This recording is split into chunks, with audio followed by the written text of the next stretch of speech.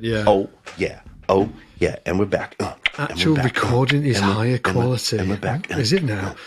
I had something else to tell you, man. I can't remember what it was. What was it? Please tell me. Where'd you go, though? Sorry, everybody. Scott had to take care of some business. I had to take some business. I had to push some bases. So some stuff got picked up? Is that right? Yeah, some stuff got picked up. Yeah, some giveaway stuff. Yeah. I know what it was. You mentioned Dead Wax. Yeah. And I wanted to just give everybody a shout and say, hey, if you've not checked out, well, first of all, who are Dead Wax? Dead Wax is Ryan Lerman and Jack Conti. Yeah. They've got a YouTube channel called Dead Wax. It's really fantastic. And Ian and I have been really enjoying their content over the last maybe year and a half or something like that. And we've been obviously, we do YouTube and theirs is a YouTube channel. Their presentations that they do just go directly on YouTube. And what's great about theirs is they do it together. It's more sort of like a co-hosted thing and based off of, other content, but a lot of their content that we've been watching, we were like, I wonder if we could do something like that, where instead of Ian just, presenting directly to camera or myself presenting directly to camera, we could actually co-host some videos. So Ian came over here and we recorded a bunch of videos, and the first one will have dropped by the time this podcast comes out. So definitely go check it out. It's called I think something like the 5 greatest funk bass lines for beginners, something like that. But honestly, even if you've been playing for 10 or 20 years, you're going to get something from this video, and it's co-hosted by myself and Ian. We presented it together, and it was so much fun. Oh, so fun. Yeah. And hopefully you guys will enjoy it. Like, please, if you go over there, maybe give us a shout in the comments and say, hey, I came from, the podcast. It'd be great to see you. We check the comments all the time.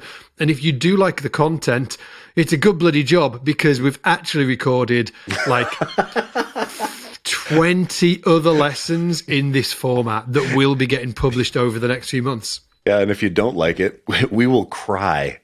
Yeah, we'll cry. Well, we're gonna be doing sort of like other kind of like solo YouTube videos as well, in the mix. But it is kind of like a big shift on the YouTube channel for us. We're really excited about it, and man, I'm really looking forward to the next one. Honestly, I'm really looking forward to the next one. I think that the YouTube channel I've said it before privately to you, that I think that the YouTube channel needs something, to kind of like reignite I guess the sort of like the content that we're creating, because we've been creating content for 10 years now, maybe 11 years. You've been going hard. Yeah. And I think that sometimes you just need to, do a bit of a right turn or a left turn, do a bit of a content change or format change. And I think that this is going to be amazing. And I had such a blast putting these together. Oh, so fun. And it's so fun to see it in its final form, and you guys, just as Scott and I were like, okay, yep, we're going to do all this content together, and we're going to, and that's what we're going to be putting out. Then there is this other player who goes with a grenade and goes in the best way. Shit. And Sharon Reynolds, Shazza, throws an unbelievably placed content grenade. It explodes. It's amazing. People are like, whoa. If you haven't seen Sharon's video, Sharon Reynolds, who came on to SBL as an editor, and then, you kind of start poking around and figuring out like, oh, hold on. Like, so Sharon's also like a ferocious bass player and singer. We did this thing, you guys, where she was on as a producer. We did these talk show episodes, and she had transcribed, I think it was some Dirty Loop stuff, because we hung out with Henrik Linder.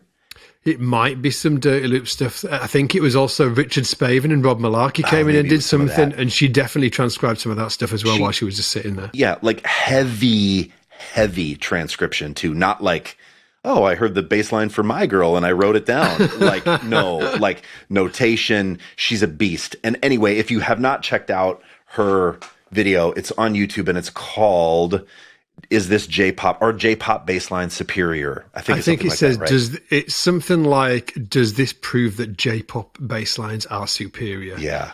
And she's phenomenal. She's a phenomenal bass player, but what you might not know yet, or what you probably don't know, is she's actually a phenomenal vocalist as well. Yes. So, yeah, bonkers. So crazy. you're going to see, we were talking to Shell, like, she dropped that lesson maybe like 3 weeks ago, and it had like 50,000 views in the first like 3 days or something like that, and just like an outlandish amount of comments underneath. So first thing we did that Monday is we jumped on with Sharon, and we were like, oh, so you need to do more lessons, Sharon.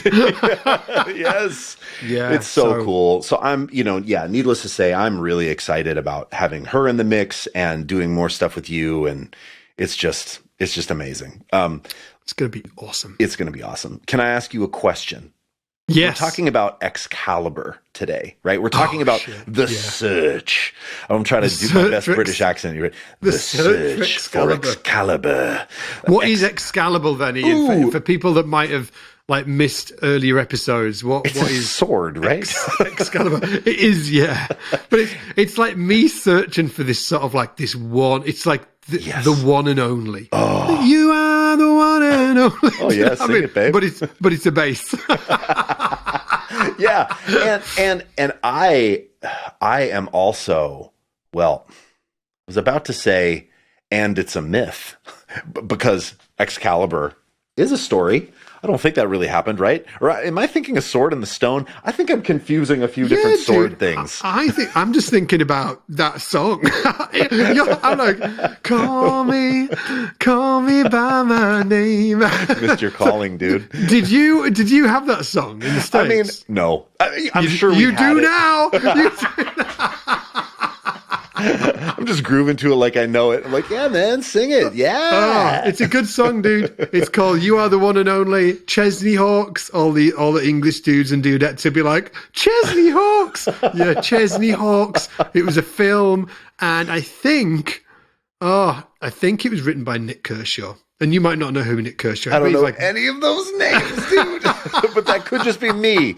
I mean, I'll take the L on that. It could just be me. All my, Americans might be like, oh, of course, Ian, I can't believe you don't know Chesney. Chesney Hawks, dude. Anyway, so Excalibur. I think was Excalibur the sword that got stuck in the stone? We need fact-checking Jim. Fact-checking Jim. Jim.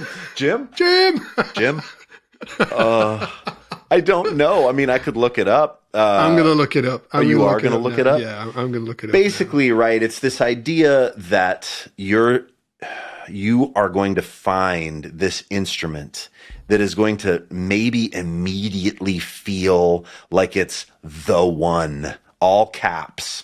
The one with a capital O-N-E, baby. The one. Yes. Number one. It's going to be the best. It's going to bring out all the best qualities of your playing. It's going to fit you perfectly like a bass glove. Oh, it's going it's just, you plug it in, you're always going to be thrilled with the sound, and engineers and bandmates are going to say things to you like, that is an amazing bass. Wow. Oh, that's your bass. Don't bring any other bass. Yes. That's the one. You go, oh, outside validation. I need that to make my soul feel good. That felt good. Oh, yeah, this maybe really is Excalibur. You're going to see yourself in social media with it. It's going to look so good, right? You're going to be like, oh, I found it. And I wonder if that is a myth. Does this instrument exist? Or do we need to mold ourselves? Are we actually, Scott? Hey, Scott. Hey, dude. Are you actually Excalibur? and any old bass will do. You know what I'm saying? Are you the special? Oh.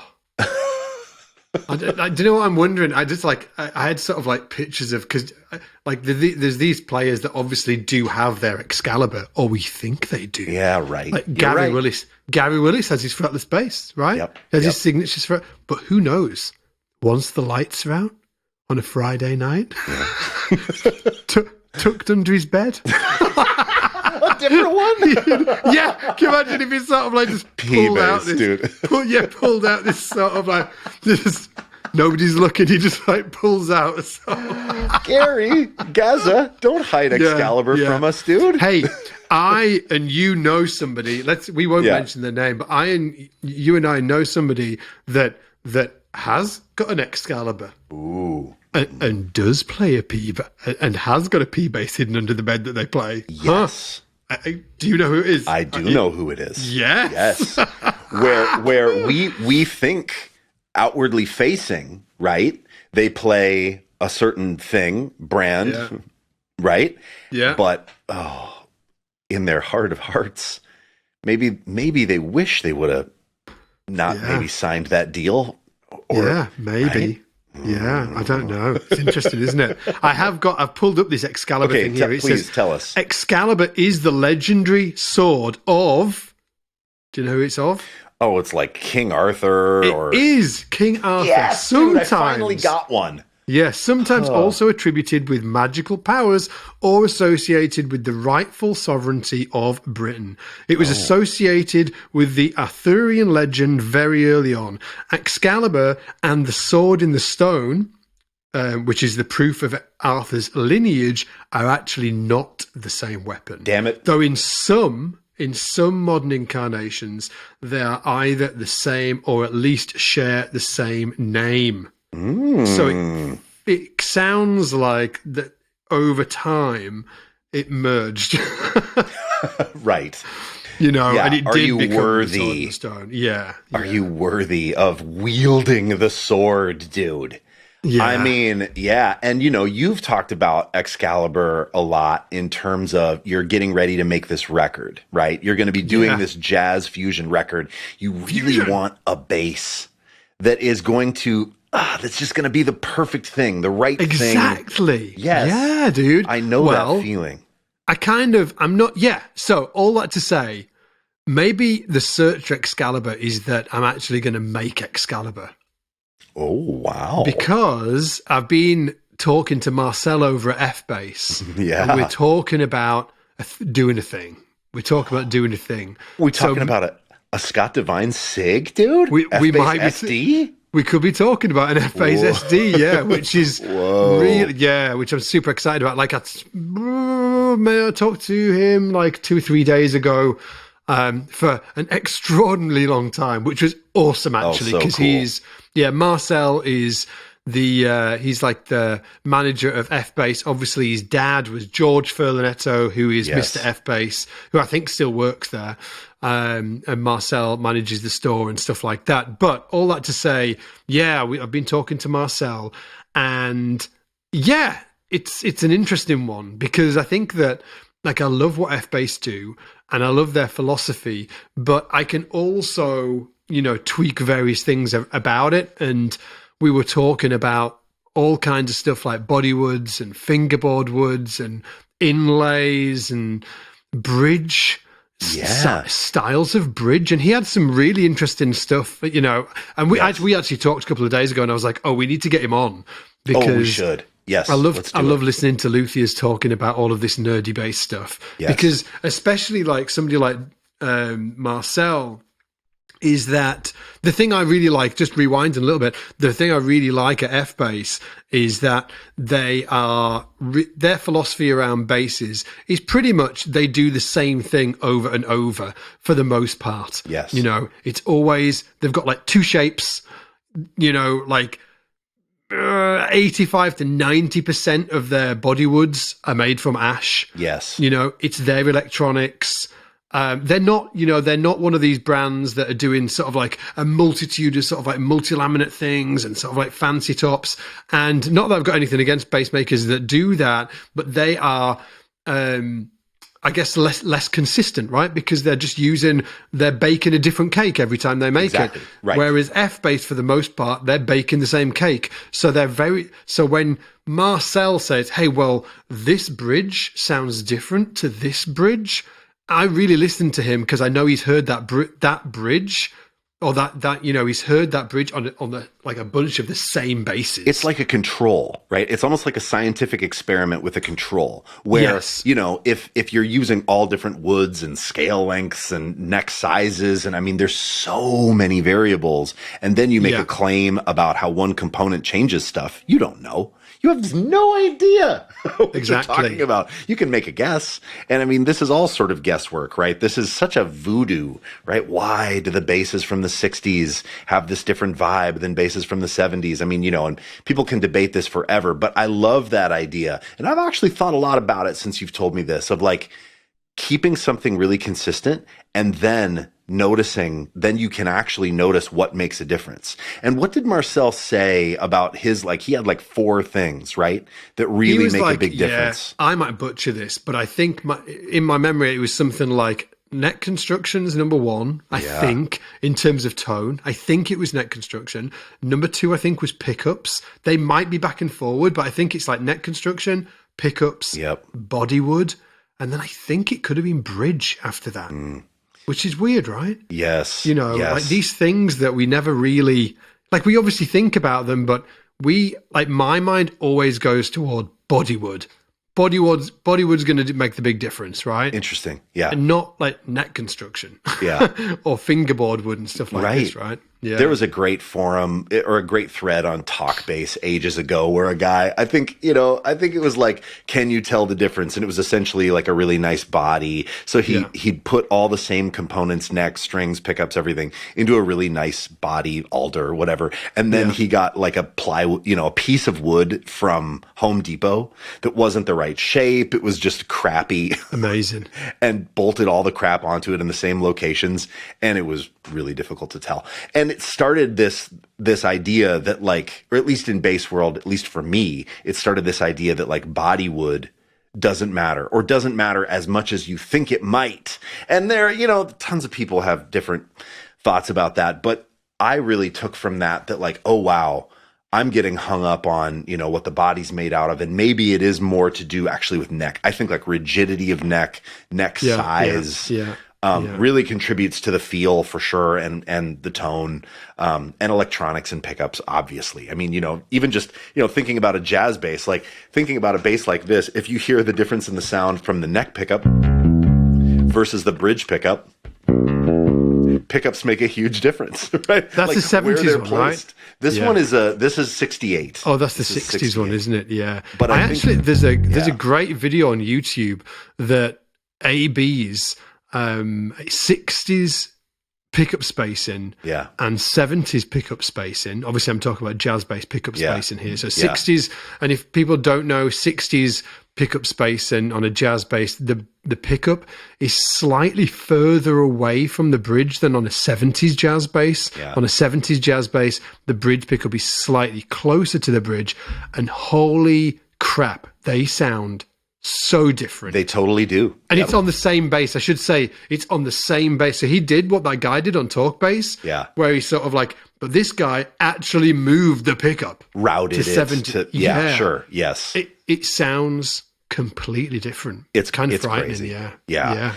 And there's so much to it. And so, I mean, I love this idea that you think Excalibur can be created. Yeah, I'm going to birth him. Time will tell. Time will tell. Yeah. So I think that I'm going to be going with ash body, heavy ash body, like the other F basses that I've got. Oh man, I was playing one of those F basses that, do you know what? Somebody's won it on a giveaway. Yes, so good. I had to pack it this morning. Is it the sunburst, the fade sunburst? It's the faded sunburst. That's one of the. Dude, I have grief attached to the loss of that bass. Yeah, me too. It's so good, isn't it? I played it. I'm like, dude, can I buy this from you? And you were like, no, it's going in the giveaway. I'm like, no. Yeah, so check it out. So let me just make sure that we're sort of like threading this needle together so everybody understands sort of like, I guess, sort of like conceptually what we're talking about. So I've got 2 basses. F basses. Yeah. One's a sunburst one. You'll have seen me play it. And somebody won it in one of the giveaways. So I'm going to send that. It's packed up and it's on its way. Yep. And the other one is the yellow one that you'll have seen me play. Yeah. So the bodywoods are the same. The bridges are different, and one of them has got no inlays on the neck, and the other one has got inlays on the neck. Block inlays, actually. Yes. The yellow one's got block inlays. So when I'm talking to Marcel, the bridge on the Sunburst, and I guess what I should say is, I believe that the tone on the Sunburst one it's got the edge acoustically over the yellow bass. The yellow one. Okay. Yeah, even when you don't plug it in, it just acoustically sounds, I think it's got the edge. It sounds better. Not that the yellow one doesn't sound killing, it really does.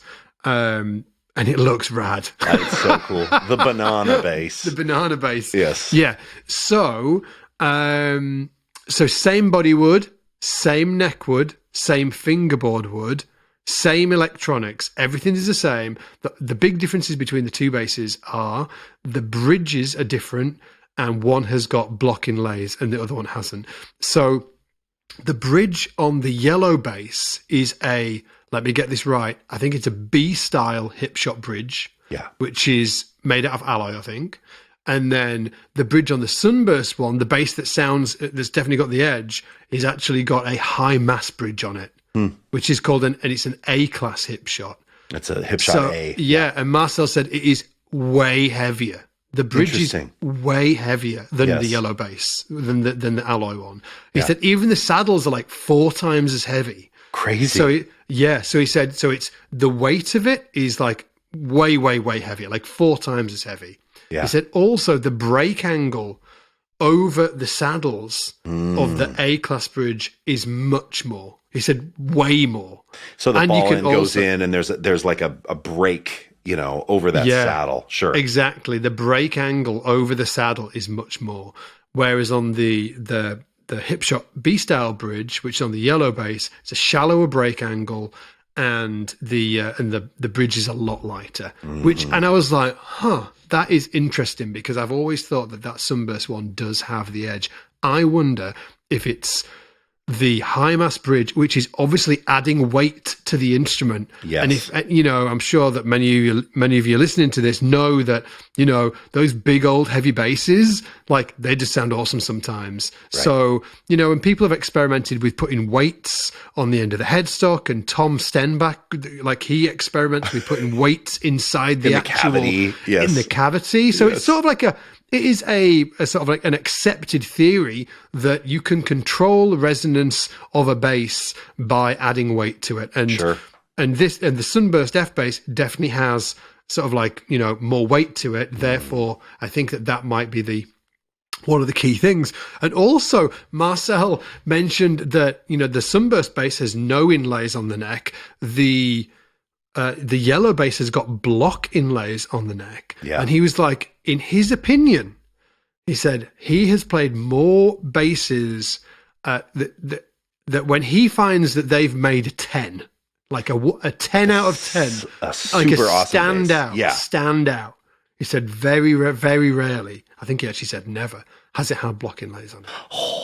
Yeah. And is it because he feels like it breaks up the continuity of the fingerboard, and now the neck is less, it's removing wood, isn't it, from the actual fingerboard? It's, it's amazing. Like less of a solid slab. And I do know that fingerboards do obviously make a difference. If you listen to a maple board versus a rosewood board, definitely makes a difference. Yeah. So all that to say that it was just a great conversation with Marcel, and hopefully we'll get our plans to get this bass together and get it out. So exciting. That's we so were exciting. talking. Yeah, interestingly, I was talking about 70s pickup spacing as well, because I've got that jazz bass, that 74, and I freaking love the sound, dude. I thought I'd always be a 60s pickup guy in terms of pickup spacing. Sure. But I've been loving the spacing on that 70s bass. I said to Marcel, I was like, I've really been considering on this bass that we're going to make together to actually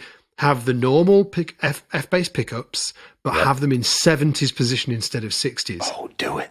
But check it out. Yeah. Marcel says, he was like, He said, we've done it a few times, and he said it doesn't really work that great. He said you get like a weird out of phase sound. Oh. Right? But only using F bass pickups. He said because they're overwound.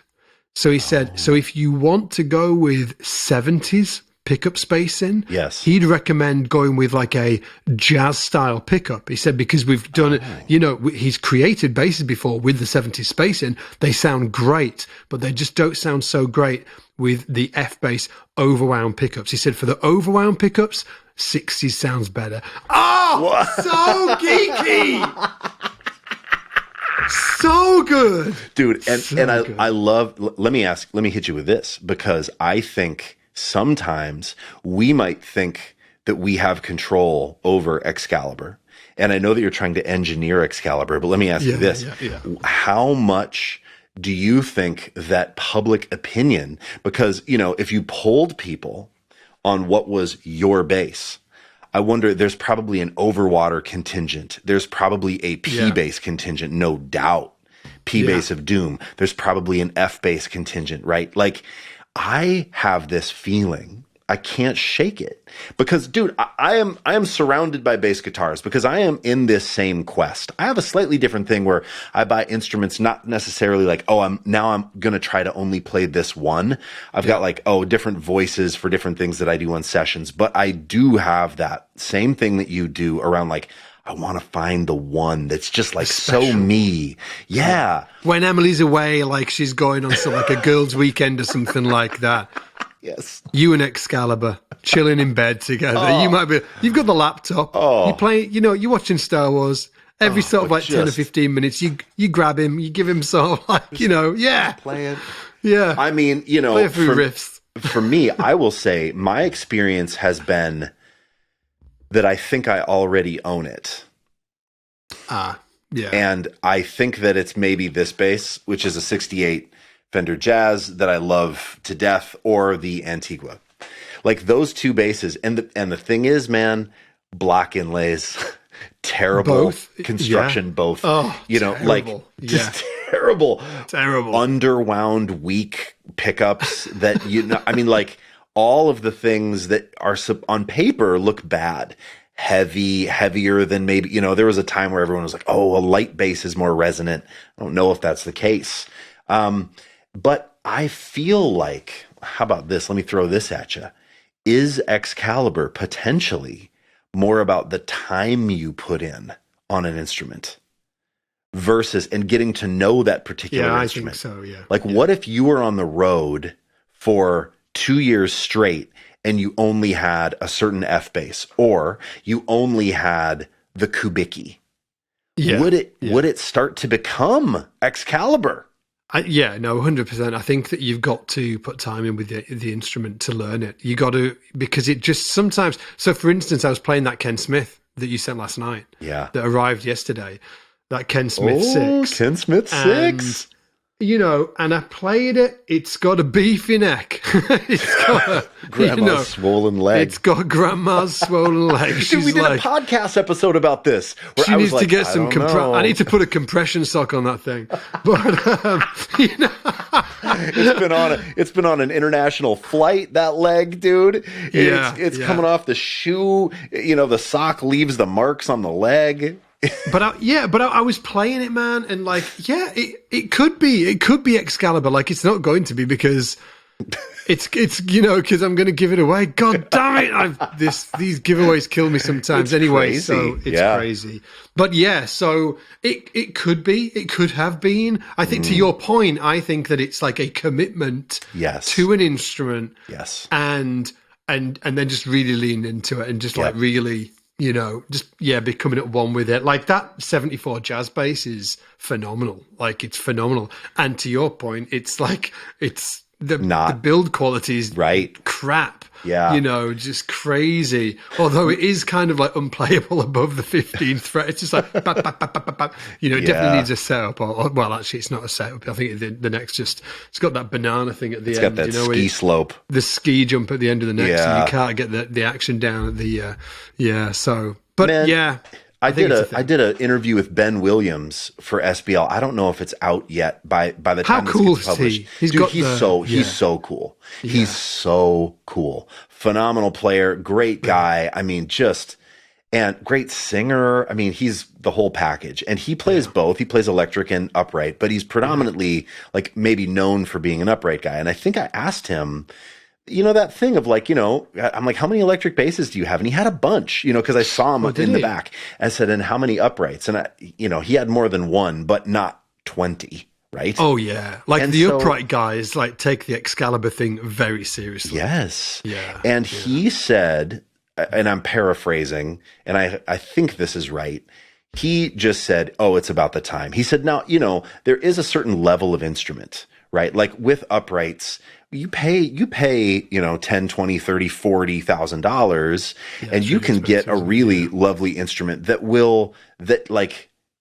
won't give you a barrier." He said some of the entry level instruments have kind of weird wolf tones, or they're not even, or the E string is maybe not as resonant as but once you pay the money and get an instrument that is good, then you have to become the thing. It's not about the bass.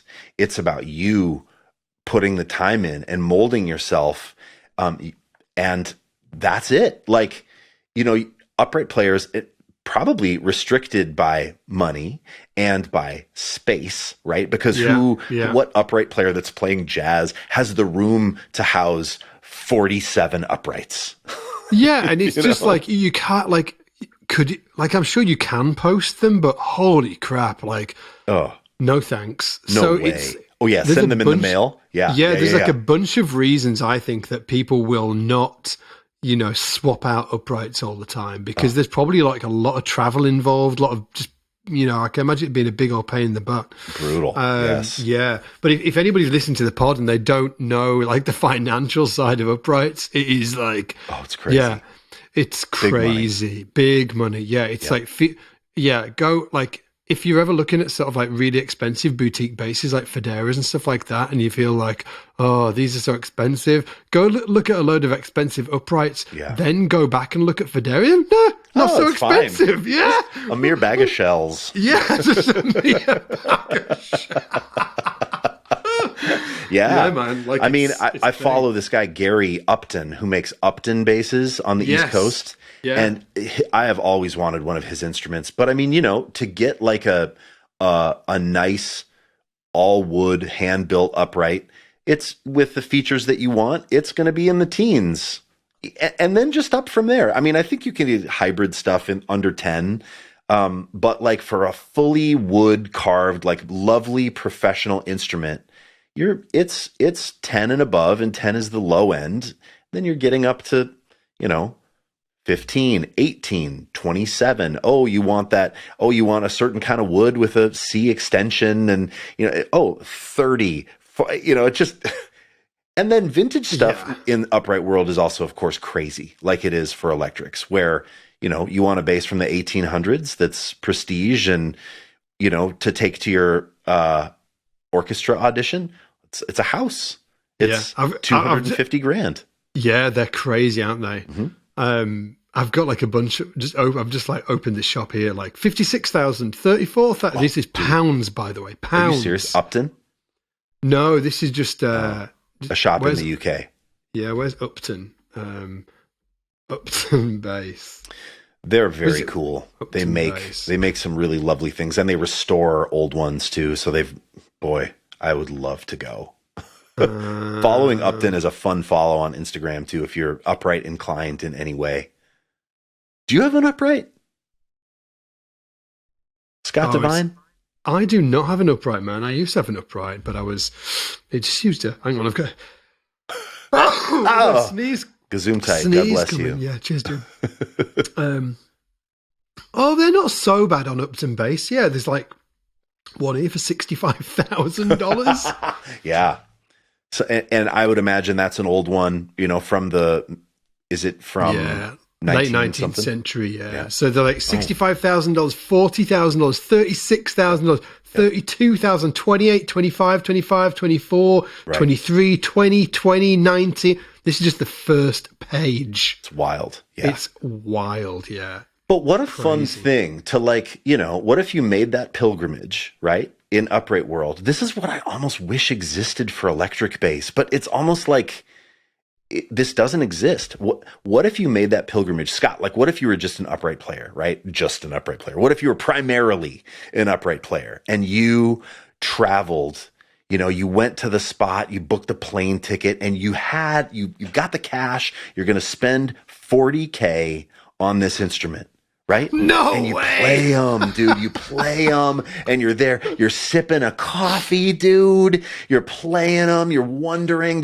They're standing there, and they're going, that's nice. I mean, out from here, that G really speaks. You go, really? Does it? Yeah. I mean, oh my God, dude. I want that experience, but in electric world. I mean, I don't want the price tag. I was going to say, if we can get rid of the price tag, that would be amazing. I will say that there's something because of the woody kind of like nature of upright basses.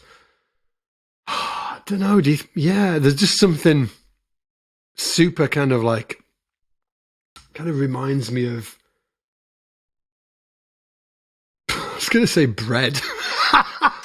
Oh, but dude, dude, I get it. Like artisan. Do you get what I'm saying? Yeah, exactly. Like artisan bread or coffee or whatever. Yes. Okay, I know that exists in the electric bass world as well, but there's something about the upright thing. It's just the acoustic vibe and nature of it that. Dude, I like how you compare it to bread because like simple, not that bread is simple, but it's a simple set of ingredients, right? Yeah. With electric bass is sort of like maybe trying to make a fancy cake or like a really exquisite dish with a lot of ingredients, a lot of timing and prep to, because the pickups and the electronics and oh my God, you're putting batteries in it. But man, an upright is so pure, Have you got one?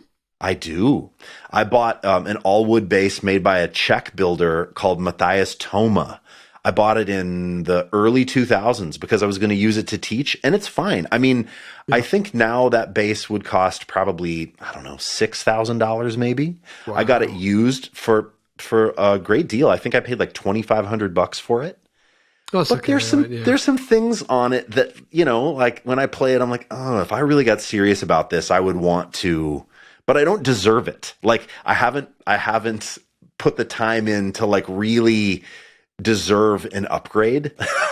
Did you go down the whole kind of like, hey, learning the fingerings, learning the like? Did you did? Yeah. Wow. I studied for a couple of years with a couple of guys, Terry Burns and Gary Rayner in Minneapolis. Great bass players, and they were amazing. I was walking, I was bowing, and then I had this gig where I was playing mostly upright. That was like my first professional gig, but I've never loved it. I've never felt it here like I felt electric bass. Like it was never like like it's always kind of my nemesis. And they're kind of like gnarly beasts as well to play. They're just like it's. Brutal. It's so freaking big. So big, and and your hands get all. I mean, man, I would get calluses in different places, and man, it's crazy. Friends, I've got a lot of friends who play upright, and like something that I heard over and over again when I was younger and we were kind of all like living in shared houses and flats and stuff like that, is that you can take like 2 or 3 weeks off, you can go on holiday, not play bass for like 3 weeks or whatever. You come back, you pick that bass up. It's pretty much the same, yes, right. You cannot do that on upright. They say you come back and you have to sort of like basically like just like go through this whole kind of like episode, this whole experience to try and like, get the calluses back to where they're okay and stuff like that, because when your fingers start to soften, it can really cause problems. Yeah. So and it changes your sound too. Like your sound on upright is so much about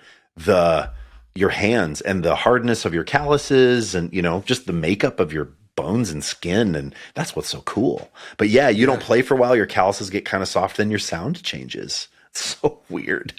It's fascinating, cool. Isn't it, man? So let me ask you this, dude. To end the podcast today, does Excalibur... This might be the first time that you've ever ended a podcast. Really? Well, dude, I just know that we have a thing coming up, dude. We've got a live stream in like 10 minutes, haven't we? Yeah, that's the first time you've done it before. You're like, right, gotta bounce. Dude, I'm going to be screen sharing on Zoom. I've never done that before. We got to get into that meeting. I got to figure out. Amazing. Are we going to be able to see people's faces?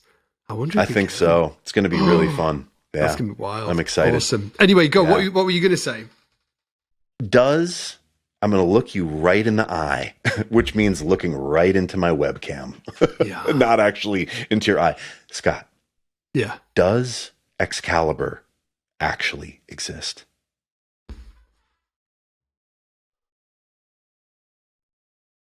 Dramatic pause.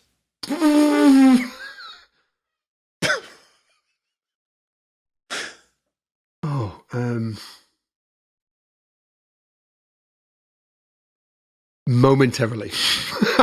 Yes, momentarily. Ooh, I like that answer. What do you mean? I think Excalibur exists. There's a few different forms of Excalibur for different situations. So momentarily, yeah. I think that there's like the perfect. So for instance, if I wanted to play if I wanted to just play a jazz bass, I imagine there's a jazz bass out there that is just the shit. It's just like the best. Like just you play it and you're just like, this is amazing. Yep. And I think that there is probably an Excalibur version of a P bass as well. Mm-hmm. And there's an Excalibur version of a 5-string, Fender jazzy type thing, probably like an F bass kind of thing, right? Yes. So I do think that there is an Excalibur. I think they come in different forms. And to your earlier point, I think that you've got to. I don't think there's an Excalibur that you pick up and suddenly it's it. I don't think that's it. Where you just pick it up and you're like, oh, this is amazing. Yeah. There was that one jazz bass once. I know it's the one that got away. The one that got away for you, where you picked it up and you kind of knew. Which also was a 70s jazz bass with blocks. It was outlandish. It was outlandish. Yeah. It was the one that got away.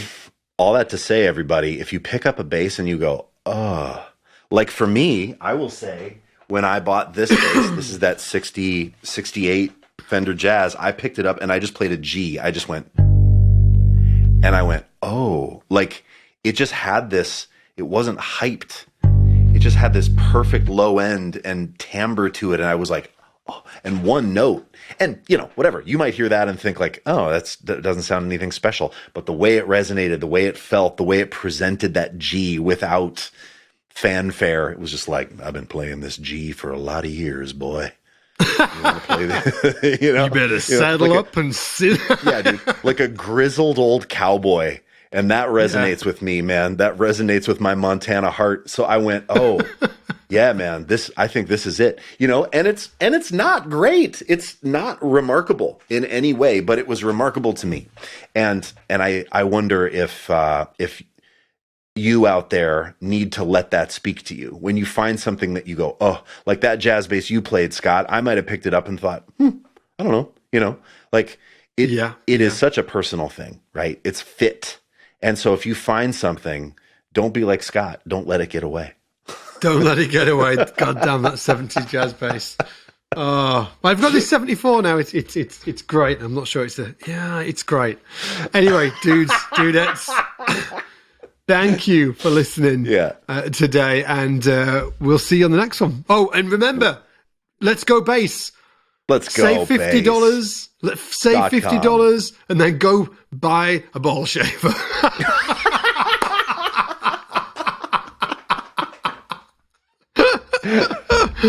We'll see you next time. Take it easy. Bye. Bye.